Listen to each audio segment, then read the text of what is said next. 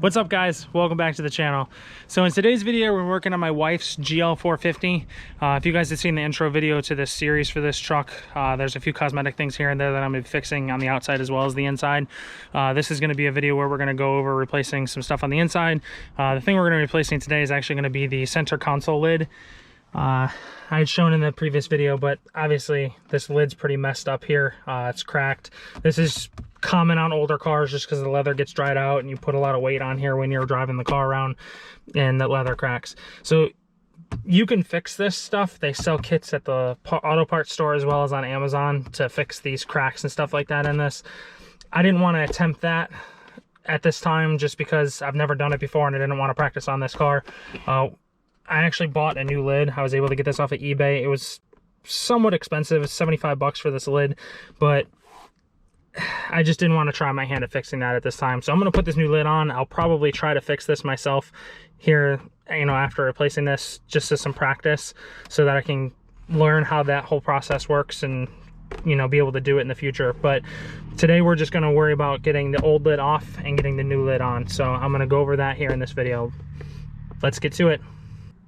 All right, so in order to get your lid off, the first thing you're gonna have to do is open your glove or center console lid open.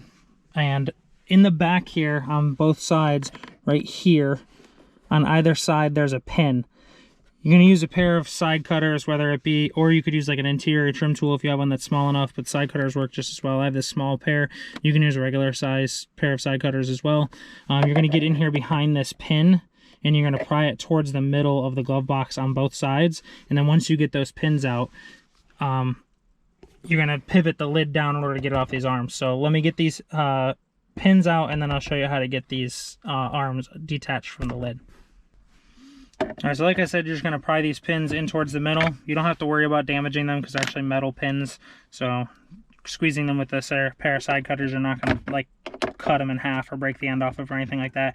So you're going to pull both pins out towards the middle, set them out of your way, and then you're going to take your lid and you're going to pivot it towards the front of the car. And when you do that, it's going to get loose, and then you're going to actually walk these two little support arms out of the lid and then take your lid off. So what I want to show you is with these support arms is they have these little hook pieces on the end of them. Those are what's actually supposed to keep the lid from going over completely the other direction. They actually catch on the back side of the compartment here. When you're going to put them back together, you have to make sure that you kind of put this hook part in up underneath the lid first. And then once you get that hook part in, you're going to be able to slide the rest of this arm into this negative space up here along the top. And then once it gets up in there, there's another little piece of trim in there that actually kick it down into there and then lock it into place. So I'm going to get the new lid and we're going to put it back on, and then we're going to get the pins put back in. All right, so we're going back together now. Like I said, you're going to take your arms and just kind of put them both level and make sure that when you're putting them on, you pivot them up into the top half of the lid here. Kind of want to make them like that, so they're standing almost straight up and the lid's facing towards the front of the car.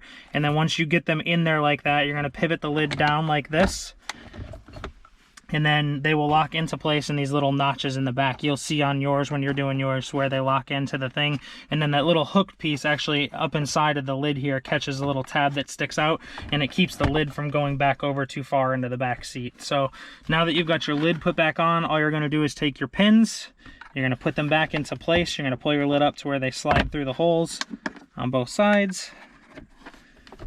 You're going to push them in all the way. You can push them in by hand for the most part. If you need a little help, you can actually take your pair of side cutters and push on them and give them some extra oomph to get them in there all the way.